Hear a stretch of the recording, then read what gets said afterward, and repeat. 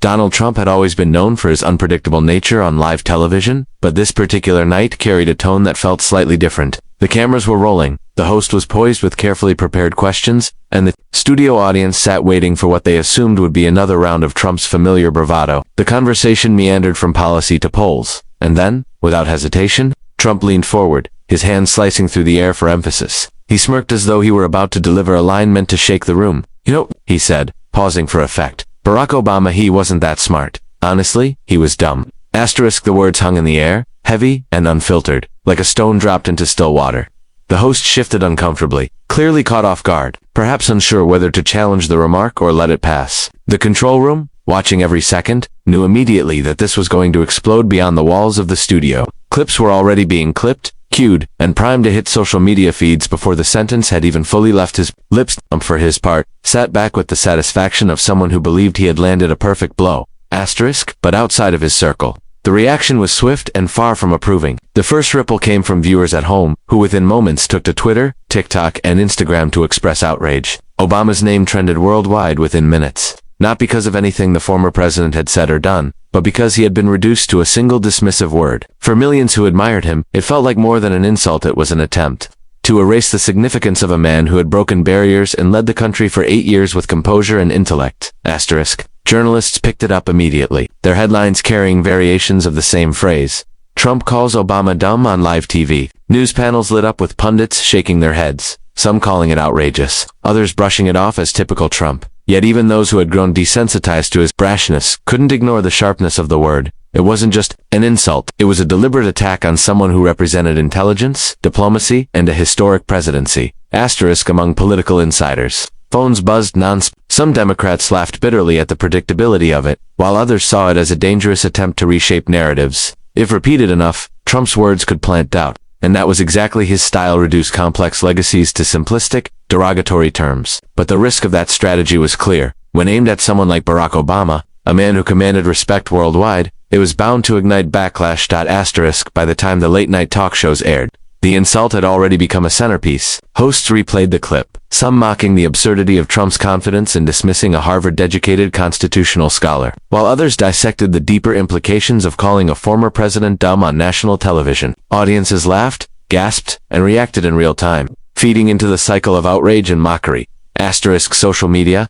however, was the true battlefield. Memes emerged rapidly, images of Obama giving speeches beside Trump's incoherent rants, side-by-side comparisons of their accomplishments, degrees, and global recognition. The word dumb was flipped back onto Trump himself in thousands of posts. What he had intended as a jab quickly turned into ammunition against him, with hashtags ridiculing his choice of words and resurfacing clips of his own verbal blunders. Asterisk still. For Trump's loyal supporters, the comment was not only forgivable, but applauded. To them, it was proof that he remained unafraid of breaking taboos, of saying what others would never dare. They cheered his willingness to reduce even the most respected figures to rubble with a single insult. But that reaction only deepened the divide, as critics viewed the remark as yet another demonstration of his disregard for decency and truth. Asterisk. The shock of the moment didn't lie in the insult itself. People had heard Trump call rivals far worse, but in the fact that he aimed it at Barack Obama, a figure whose intelligence and poise were widely recognized, even by those who disagreed with him politically. For many, it was like watching a man throw a rock at a monument, hoping it would crumble, only to reveal his own insecurity instead.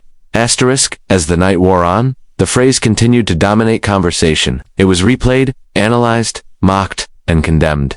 Trump's casual smirk and dismissive tone became etched into the clip, a reminder of how one man's attempt to belittle another could end up exposing his own flaws more than those of his target. The word he used was simple, but the shockwave it created was anything but. Asterisk. Would you like me to expand keynote to the same way in 700 words next? When Jasmine Crockett was brought onto the segment that followed Donald Trump's remarks, the weight of his insult was still settling over the studio. The host, still visibly uneasy from Trump's earlier comment about Barack Obama being dumb, turned toward her with a cautious smile, clearly curious about what she would say. Crockett, however, looked calm, almost unbothered. She leaned forward slightly, adjusted the microphone clipped to her blazer, and locked her gaze on the camera. With the composure of someone who knew exactly what needed to be said. Asterisk. She didn't raise her voice, nor did she begin with anger. Instead, she started with clarity. "Let's put something into perspective," she said, her tone measured and deliberate. Barack Obama is not just a former president. He's a man who studied constitutional law, who graduated from Harvard, who served this country with integrity, and who is respected around the globe. Her words cut through the tension like a blade, each one landing with the kind of force that didn't require volume or theatrics. The studio grew quieter, as if even the hum of the cameras had dimmed to listen. Crockett didn't look at the host or the panelists. She spoke directly to the viewers, as though addressing every person who had heard Trump's remark and felt the sting of it. She continued, Donald Trump, on the other hand, has a history that speaks for itself. Bankruptcies, lies, and lawsuits trailing him everywhere he goes. If we're going to talk about intelligence, then let's base it on achievements, not insults. The host shifted again, this time leaning back as though realizing this was no ordinary response. Crockett wasn't reacting emotionally. She was systematically dismantling the foundation of Trump's attack. She didn't need to call him names or raise her voice. The contrast between her calm delivery and Trump's brash insult was stark, and it was that contrast that made her response land even harder. On social media, her words were clipped and shared within seconds. Users who had been fuming over Trump's remarks suddenly had a voice that mirrored their frustration but articulated it with sharp precision. Memes started circulating, this time celebrating Crockett, pairing her calm expression with quotes that highlighted her defense of Obama and her pointed critique of Trump. In political circles, Crockett's response was immediately recognized as significant. Democrats praised her for standing up without resorting to Trump's tactics. Even some Republicans privately admitted she had struck a nerve, though they would never say it publicly. What made the moment powerful wasn't just what she said, but the way she said it, confident, and undeniably clear. As she spoke, she drew a comparison that couldn't be ignored. When Barack Obama spoke, world leaders listened. When Donald Trump speaks, world leaders often laugh or shake their heads. That alone should tell us everything we need to know about who carries true intelligence and respect. The line was instantly clipped, replayed, and quoted across platforms. It was the kind of soundbite that would linger long after the segment ended. The kind that political strategists dream of.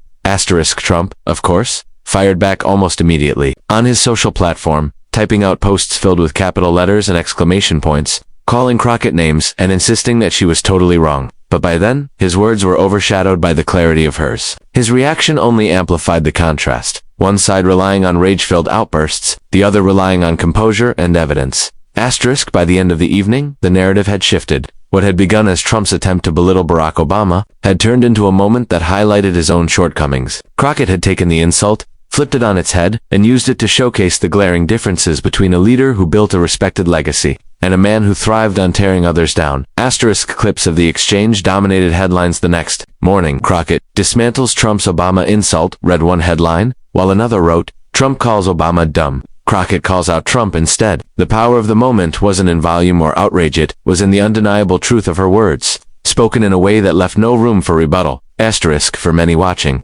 Crockett had done more than defend Obama. She had shown how to confront Trump, in real time, on his stage, and beat him not by matching his chaos, but by holding up a mirror to it. And in that reflection, Trump looked smaller than ever.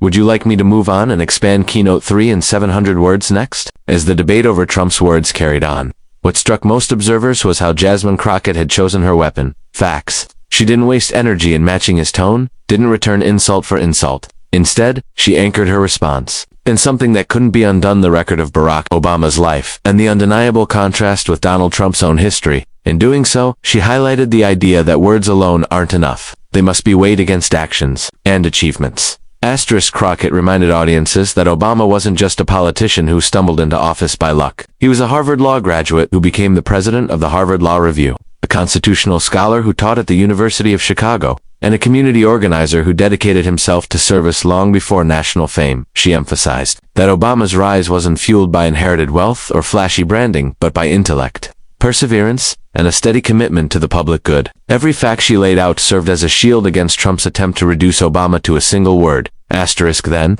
with equal precision, she turned her focus toward Trump. She laid bare his bankruptcies, the countless lawsuits, the trail of unpaid contractors and businesses left ruined after dealing with him. She pointed out that while Obama had built a career on education, leadership, and global diplomacy, Trump had built his on spectacle and financial shortcuts. Facts became her greatest tool, and as she layered them one after another, the gap between the two men widened for viewers in real time. It wasn't about partisanship. Crockett framed it in terms of credibility. When one man can walk into a room filled with world leaders and inspire cooperation, while another provokes laughter or distrust, the measure of intelligence speaks for itself, she said. It was an undeniable point, one that resonated beyond political lines. those who disagreed with Obama's policies could still recognize the level of respect he commanded internationally. That respect was evidence of intellect, strategy, and leadership qualities Trump's record simply didn't mirror. Asterisk. The beauty of Crockett's approach was that she didn't ask viewers to trust her judgment alone. She pointed them to examples they could see and remember for themselves. Obama's speeches that moved crowds to tears, his calm navigation of crises, his ability to connect with everyday people, and then she contrasted them with Trump's unfiltered tirades, his constant battles in court, his eagerness to reduce complex issues to insults or slogans. The facts were out there for anyone to verify, and her delivery made them impossible to ignore. Asterisk. On platforms like Twitter and Instagram, this fact-driven takedown was celebrated as a masterclass. Commentators said Crockett had found the perfect antidote to Trump's style. Don't yell, don't insult, just lay down the truth in a way that sticks. Hashtags spread, highlighting her comparisons, with users posting long lists of Obama's accomplishments beside Trump's most embarrassing public moments. The contrast practically wrote itself, and Crockett had only amplified it by giving people the words to express what they already knew. Asterisk. The deeper impact of her response was how it shifted the frame of the conversation. Trump had wanted to set the tone by reducing Obama to dumb. Crockett flipped it around and forced the public to look at both men's records side by side. By doing that, she robbed Trump of control over the narrative. Instead of debating whether Obama was intelligent, the nation was reminded of how much he had achieved compared to how much Trump had fumbled. Asterisk. Even late-night comedians and news panels picked up on this approach, replaying Crockett's remarks and using them as a springboard for their own comparisons. They quoted her directly, reinforcing the facts she highlighted, and then added their commentary about how difficult it was for Trump to claim any intellectual high ground when his own record was riddled with contradictions.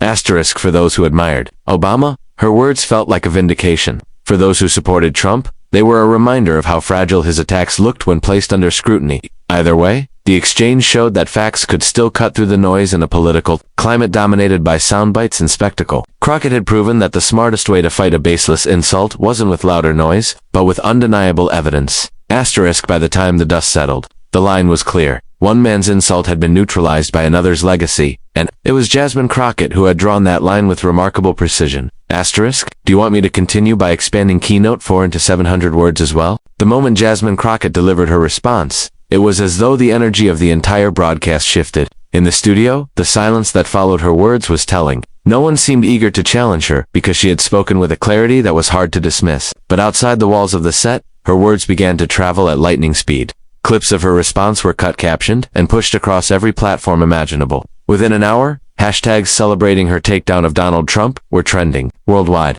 overshadowing his original insult toward Barack Obama. Asterisk. The viral spread wasn't accidental. It was fueled by the contrast people saw. Trump had chosen a blunt insult, calling Obama dumb in the same dismissive way he had belittled countless opponents before. Crockett, on the other hand, had chosen precision, delivering her counterattack in a way that was calm but sharp, factual yet cutting. Viewers latched onto that difference and amplified it. Memes painted her as the one who ended Trump's argument instantly. Side-by-side videos compared the clip of Trump smirking during his insult to Crockett's steady dismantling of his claim. In those comparisons, she looked collected and authoritative, while he appeared reckless and petty. Asterisk. What made the viral reaction so powerful was the way it transcended politics. News outlets from across the spectrum picked it up, not just those friendly to Democrats. International media, too, circulated the story, framing it as another example of Trump's brash style backfiring when confronted with reason. In Europe, several commentators noted how Crockett had spoken in a way that resonated beyond American partisanship,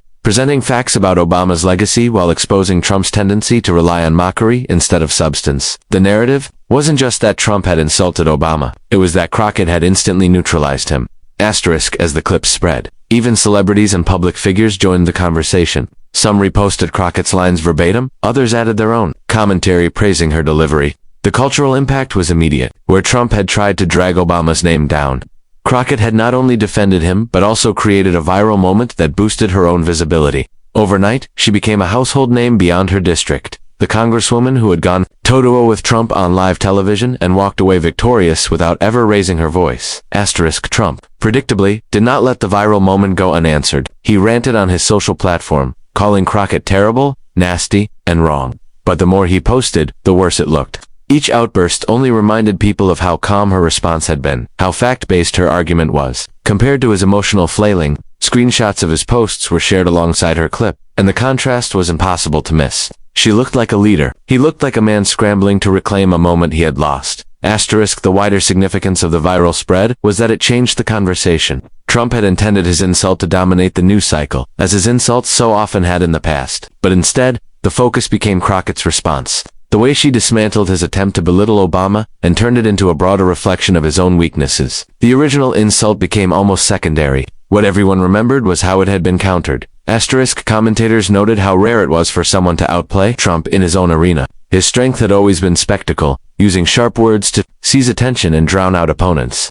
Yet Crockett had flipped the script. She didn't match spectacle with spectacle. She brought poise, facts, and just enough edge to make her point stick. It wasn't just a takedown, it was a demonstration of how his style could be neutralized. For many, it was refreshing proof that he wasn't invincible on the stage he had long dominated.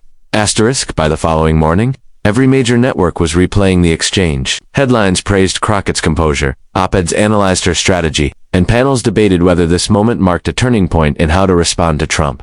For supporters of Obama, it was a vindication that his legacy couldn't be undone by a single word. For critics of Trump, it was satisfying to see someone finally stand up to him in real time and win. And for Crockett, it was the moment that elevated her profile far beyond Washington. Asterisk, what lingered most wasn't Trump's insult, it was the viral impact of Crockett's reply. Her words had traveled faster, stuck deeper, and reshaped the conversation in a way his insult never could.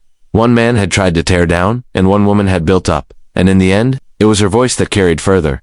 Asterisk, would you like me to now write the 500-word ending statements to wrap the full story together? The fallout from that night revealed something deeper than a clash of personalities. Donald Trump had walked onto the stage confident in his usual playbook, tossing insults like casual remarks, convinced that calling Barack Obama dumb would spark outrage, dominate the conversation, and reinforce his persona as a man unafraid to say anything. But what unfolded instead was the opposite of what he intended. His words, meant to diminish, became the spark for a moment that highlighted not his strength, but his fragility. Asterisk, Jasmine Crockett's response wasn't just a defense of Obama. It was a demonstration of how words grounded in truth can outlast noise. She didn't need to shout. She didn't need to match insult for insult. Her composure was enough to cut through the bluster.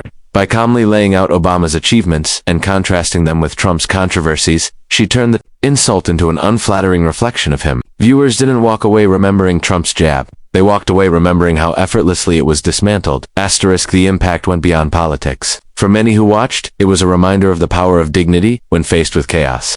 Trump thrived on creating storms, yet Crockett showed that storms can be weathered with clarity. She had taken a moment designed to humiliate and flipped it into one that inspired. That shift mattered, not just for Obama's legacy, but for anyone who believed truth still had weight in a world often dominated by spectacle. Asterisk, what lingered most in the public consciousness was the image of Trump, smirking as he delivered his insult, and Crockett, steady as she delivered her rebuttal. Those two moments side by side told the whole story. One leaned on empty bravado, the other on undeniable facts. One tried to erase, the other restored. The viral spread of her remarks showed that people were hungry for something more than noise. They wanted responses that stood on solid ground. Asterisk, in the days that followed, Trump continued to lash out online, but his words felt smaller, drowned out by the echo of Crockett's precision. Her voice had traveled further than his insult ever could. The more he tried to reclaim the narrative, the more evident it became that the narrative no longer belonged to him. What was supposed to be a moment of dominance had become a moment of defeat, and it was sealed not with shouting, but with composure. Asterisk, in the end, the story wasn't just about an insult thrown and answered. It was about how quickly the balance of power can shift when truth is spoken plainly. Trump had built a career on shaking opponents with sharp words, but this time, his words had boomeranged back, exposing the hollowness beneath them. Crockett didn't just defend Obama, she reminded the nation that legacies are built on substance, not sound bites. And in doing so, she left Trump with the very thing he had tried to give Obama, a label that wouldn't fade, one that followed him as the man who was undone not by anger, but by